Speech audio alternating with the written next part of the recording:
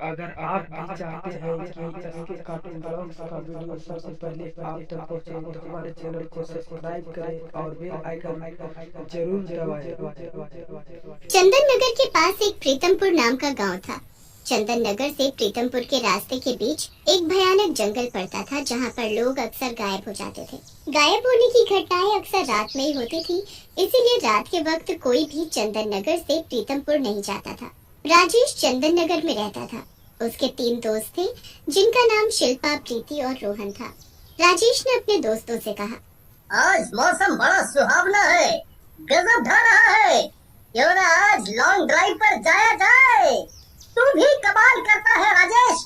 आसमान देख रहा है, काली घटा छाई हुई है और तुझे मस्ती सूझ रही है। मुझे लगता है कि बारिश तेज होगी, कहीं हम बारिश में फंस न जाए। चुप कर यार, डरपोक कहीं का।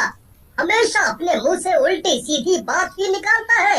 ये उम्र करने की नहीं बल्कि घूमने की होती है, कुछ एडवेंचर करने की होती है। मैंने सुना प्रीतमपुर के पास एक जंगल पड़ता है जहाँ पर जाने से लोग घबराते हैं। आज वहीं चलते हैं, कुछ मौज मस्ती करते हैं। राजेश की बात का प्रीति ने हंसते हुए जवाब दिया, वाह राजेश, मजा आ जाएगा।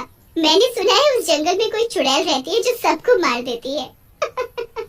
बेवकूफ लोग साइंस के दौर में इन बातों पर यकीन करते हैं। प्रीति की बात पर शिल्पी ने डरते हुए प्रीति से कहा, ऐसे मजाक नहीं उड़ाते शिल्पी, चुड़ैल होती है, मेरी माँ बताती है चुड़ैल के बारे में। प्रीति बोली, तू तो हमेशा से डरपोक ही रही है, अपनी बात मत कर। तू तो रात में टॉयलेट के लिए भी अपनी मम्मी को ले जाती है, हाँ? चारों दोस्तों में बहस छिड़ गई और अंत में सब लोगों को राजेश की बात माननी पड़ी। चारों दोस्त कार में बैठ गए और प्रीतम नगर की तरफ चल पड़े। राजेश गाड़ी ड्राइव कर रहा था। वो ड्राइव करते करते जोर जोर से गाने गा रहा था। आज मौसम बड़ा बेईमान है, बड़ा बेईमान है। आज मौसम आने वाला कोई। अपनी बकवास आवाज में गाना बंद कर यार, और सुन, हम लोग रात से पहले वापस आ जाएंगे। हाँ। रोहन ने ये बोला ही था कि तभी अचानक उनकी कार झटके से बंद हो जाती है। उनकी कार उसी जंगल में बीचों बीच रुकी थी, मगर उन चारों को पता नहीं था क्या हुआ, गाड़ी क्यों रुक दी। लगता है इंजन गर्म हो गया है। राजेश ने देखा 2 व्यक्ति चलकर उन्हीं के पास आ रहे थे। वो दोनों व्यक्ति उनके पास आकर रुक गए। वो दोनों मनचले युवक प्रीतम नगर के रहने वाले थे। उन दोनों की जोड़ी टिल्लू और बिल्लू के नाम से मशहूर थी। क्या बात है, तुम सब लोग यहाँ क्यों खड़े हो? सब ठीक तो है ना? हाँ, हम सब लोग प्रीतम नगर के जंगल की तरफ जा रहे थे और गाड़ी का इंजन गर्म हो गया, इसलिए गाड़ी रुक गई। यहाँ पर कहीं आसपास पानी मिलेगा क्या? राजेश की बात सुनकर बिल्लू जोर जोर से हंसने लगा और उसने कहा, लगता है तुम सब लोग शहर से आए हो, देख नहीं रहे? आसमान में काली घटा छाई हुई है। कुछ ही देर के बाद पानी ही पानी हो जाएगा सड़क पर। गाड़ी तुम्हारी खुद ही ठंडी हो जाएगी। तुम्हारी कार के अंदर सुंदर कन्याएं बैठी हैं, इसीलिए तुम्हारी मदद तो करनी ही पड़ेगी।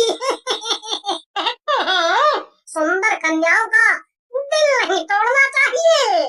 बिल्लू की बात सुनकर प्रीति ने गुस्से में बिल्लू से कहा, चल हट बदमाश कहीं का, तुझे लड़कियों से बात करने की तमीज नहीं है? अरे आप तो मेरी बात का बुरा मान गई। मैं तो आपकी मदद करना चाह रहा हूँ। रोहन बिल्लू और टिल्लू को पानी लाने के लिए बोलता है। वो दोनों मदद के लिए तैयार हो जाते हैं और वो पानी लेने के लिए आगे की ओर चल देते हैं। तूने देखा टिल्लू, कार के अंदर बैठी हुई लड़कियाँ कितनी मस्त थी। मुझे तो ये समझ में ही नहीं आ रहा बिल्लू कि तुझे हो क्या गया है। रात होने में कुछ ही समय बाकी है, हमें यहाँ से भाग जाना चाहिए। कहीं ऐसा ना हो कि जंगल की चुड़ैल हमें भी मार दे। पागल हो गया है क्या? कोई चुड़ैल वुड़ैल नहीं होती, ये तो सब गाँव वाले डराने के लिए कहते हैं। बिल्लू, तेरी आशिकी किसी दिन हम अचानक उन दोनों की निगाह सड़क के किनारे रखे एक हैंडपंप पर पड़ती है।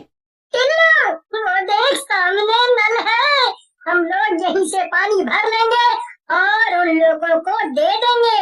कन्याएं खुश हो जाएंगी, दीवानी हो जाएंगी मेरी। चल तू एक काम कर, तू नल चला, मैं पानी भरता हूँ। टिल्लू ने नल चलाया ही था कि तभी अचानक वहाँ पर जोर जोर से डरावनी आवाजें आने लगती है। रात में इस नल को चलाने की हिम्मत किसने की? किसने अपनी मौत को दावत दी है?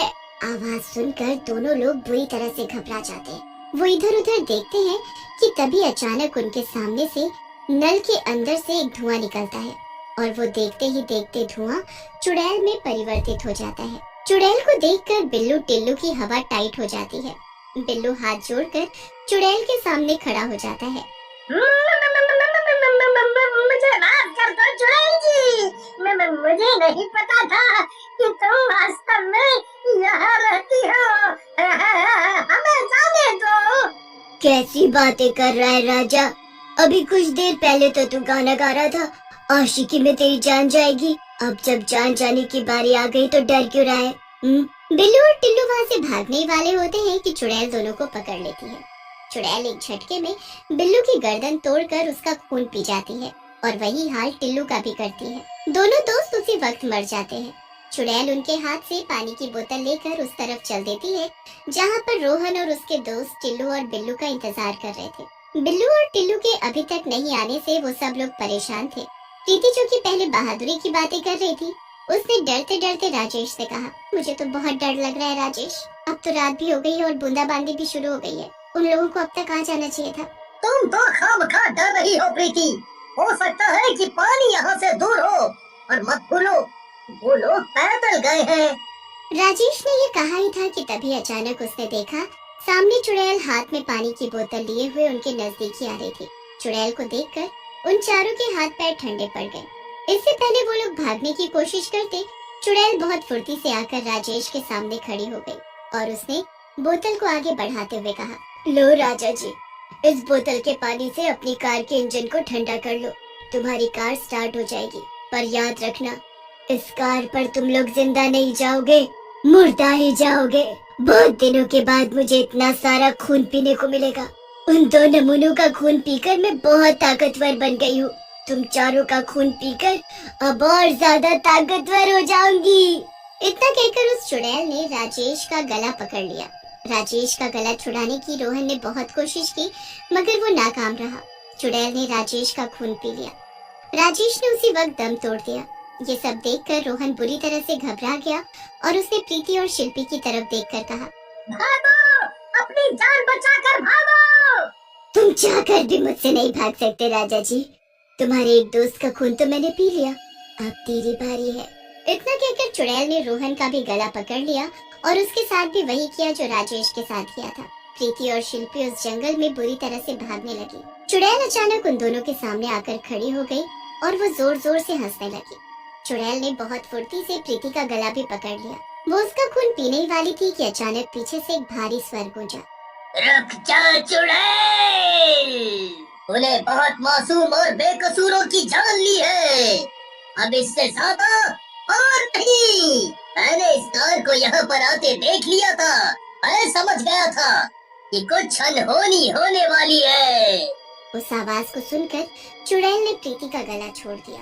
प्रीति खांसती हुई नीचे गिर गई और शिल्पी ने उसे उठा लिया। चुड़ैल ने जब पीछे मुड़कर देखा तो सामने एक तांत्रिक खड़ा हुआ था। चुड़ैल उस तांत्रिक को देखकर हंसने लगी। ए तांत्रिक, तुझे क्या लगता है कि तू मुझे रोक लेगा? ये सारा जंगल मेरा है। रात में यहाँ से जो कोई भी गुजरेगा तो मैं उसे मार दूंगी। यहाँ पर सड़क बनाकर तुम लोगों ने गलती की है, उसका खामियाजा भी तुम्हें भुगतना पड़ेगा। नहीं चुड़ैल, बस अब और नहीं। तेरा अंतिम वक्त आज आ गया है। आज तक तू मेरी नजरों से बचती हुई भागती हुई आई है, मगर आज तू मेरे सामने खड़ी हुई है। अब तू जिंदा नहीं बच पाएगी। इतना कहकर उस तांत्रिक ने अपनी झोली में से मंत्र युक्त सिद्ध सिंदूर निकाला और उसने वो चुड़ैल के सर की तरफ फेंक दिया। जैसे ही वो सिंदूर चुड़ैल के सिर पर गिरा, चुड़ैल के बाल जलने लगे और वो बुरी तरह से तड़प तड़प कर तांत्रिक से कहने लगी, तांत्रिक मुझे जाने दे, मुझे माफ कर दे, अब मैं किसी को नहीं मारूंगी। नहीं चुड़ैल, तू दया के काबिल नहीं, तेरी मौत ही तेरी सजा है। यहाँ से जाने के बाद अर्थ में जाकर और जल।